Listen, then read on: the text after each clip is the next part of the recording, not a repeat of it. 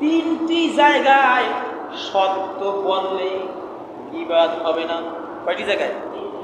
তিনটি জায়গায় সত্য বললে গীবাত হবে না। আমরা অনেক সময় বলি চোর চুরি করেছে তাকে আমরা নাম ধরে গালি দিই, ডাকাত ডাকাতি করেছে আমরা তারে নাম ধরে গালি দিই। এরপরে খুন করেছে, ওই খুন করা ব্যক্তিকে, মার্ডার করা ব্যক্তিকে আমরা কেউ ভালোবাসি না, পছন্দ করি না, তাকে সবাই গালি দেয়, অপরাধী হিসেবে সাব্যস্ত করে। কিন্তু এগুলো বলা, অনেকে বলে এগুলো কি গীবাত না? না, আল্লাহ রাসূল বলেছেন তিনটি জায়গায় সত্য বললে গীবাত হবে না। কয়টি জায়গায়? তিনটি জায়গায় সত্য বললে গীবাত হবে না। এক নম্বরে, যে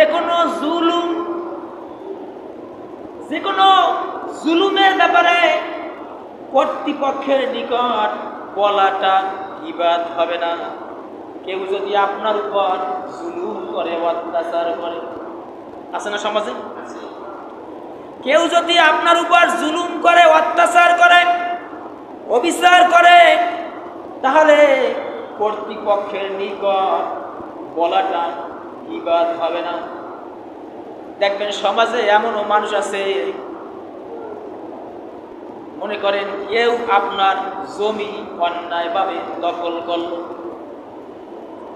জোর জবরদস্তি ভাবে দখল করলাম, আপনার গায়ে শক্তি নাই, আপনার সামর্থ্য নাই, তার অনেক পাওয়ার, তার অনেক ক্ষমতা, এই ক্ষমতার কারণে আপনার জমি সে দখল করলো অন্যায়ভাবে।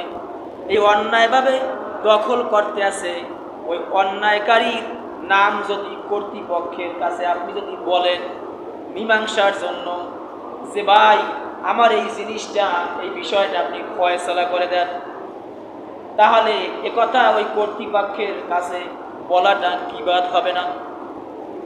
আল্লাহু আকবার। কেউ যদি আপনার উপর এভাবে জুলুম করে, আজ দেখবেন বাংলার জমিনে অসংখ্য মানুষ জুলুমের শিকার হয়েছে, ঠিক না বলেন? অসংখ্য মানুষ জুলুমের শিকার হয়েছে। বিশেষ করে বর্তমান সমাজে আলেম ওলামারা বেশি